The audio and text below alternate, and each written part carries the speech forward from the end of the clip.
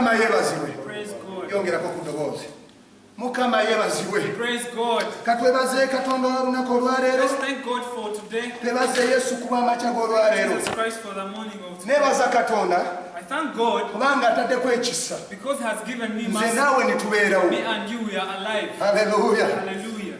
Nteera babuuza ekibuuzo. I usually ask you a question. Abantu ba sayansi batera The ogamba people of science usually say, nti omukka gwe tussa like the breath that we take, guva mu miti. it comes from the tree. Naye njagala I kubuuza want to ask you, abaafudde leero the people who died e Mulago Mulago. nga nalabye emiti gyetoolodde I lwali see leero. very many trees surrounding Mulago, right? Lwaki baafudde Why nga did they die? omukka gwe bassa kuva As mu the miti. oxygen I get is from those trees.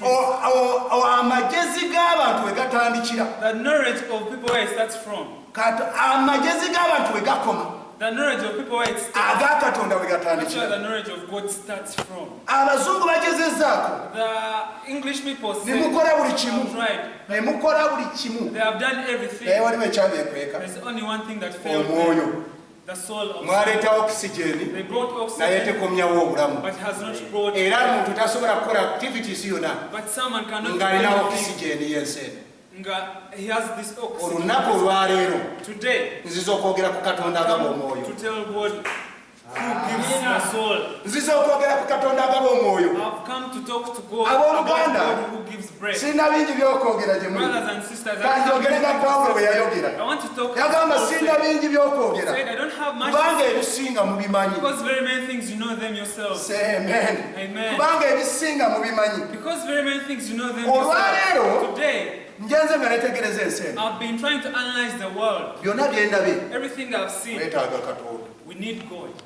Tolina kirala kye weetaaga. There's no any other thing. We Teweetaaga need. ssente, We don't want money. teweetaaga mmere, We don't want food. teweetaaga kirala. We don't want anything. Weetaaga We Katonda. want God. Nze Reverend Ben Mugisha, Me, Reverend Ben, singa si Katonda if it's not God, sandibaddewo. I wouldn't be alive.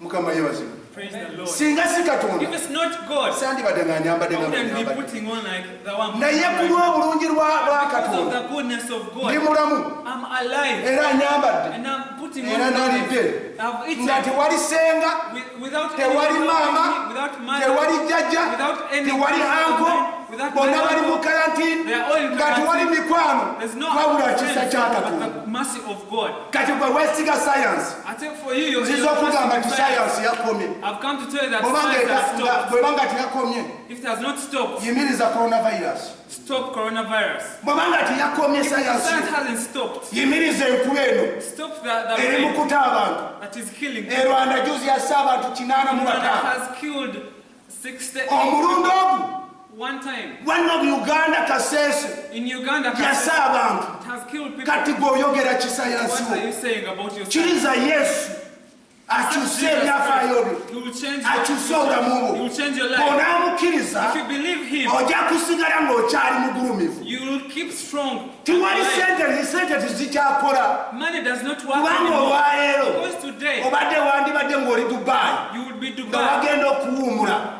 You've gone for a rest. Wangi, Wangi kati ennyonyi eriwa. Where is the plane? Obadde obutwewandiramu nze ndya mu Sheraton. You've been proud that you eat Kati from ddayo olya Sheraton. emmere. But you go and eat Sayansi from yakomye, Sheraton. Science has weetaaga Yesu. You need God. Sayansi yakomye, Science has stopped. sente zakomye, Money has stopped. weetaaga You Yesu. need God. East Africa yeetaaga Yesu. East Africa needs God. Bapulezidenti bwe batesobola osinkana Presidents can't stop. nga bakozesa Skype. They're using Skype.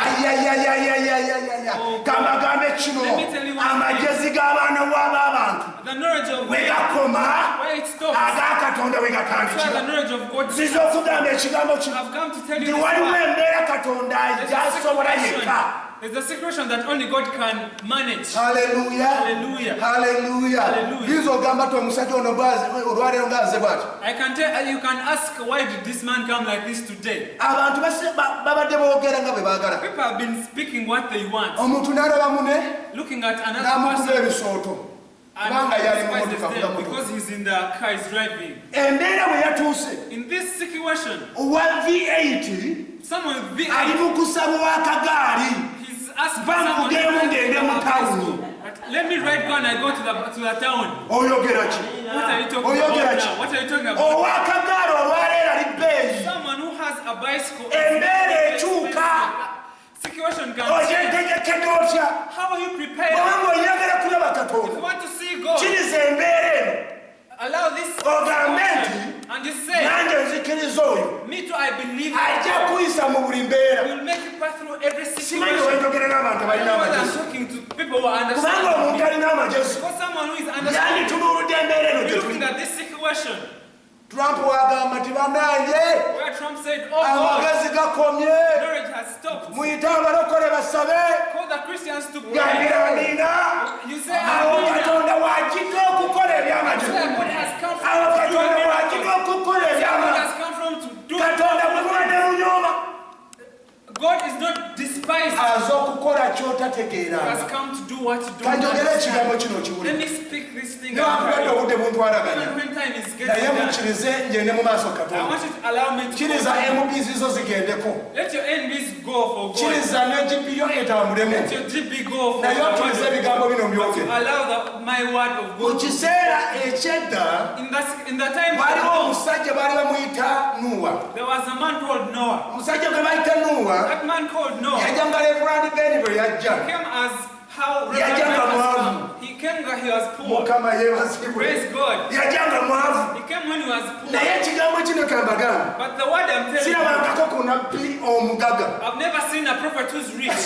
eriya baali bamusuza Elijah, they were making Elisa baali bamusuza Elisha was Yesu baali in other bamusuza houses. Jesus Christ was sleeping in other Wangi? houses. abannabbi bonna baali babasuza All the prophets were sleeping naye in other ekyenjagalira abantu houses. mu biseera byedda But what I love about the people of tibaalinga today, abantu b'ennaku zino they were not like people of today. ab'ennaku zino People of today, ab'ennaku zino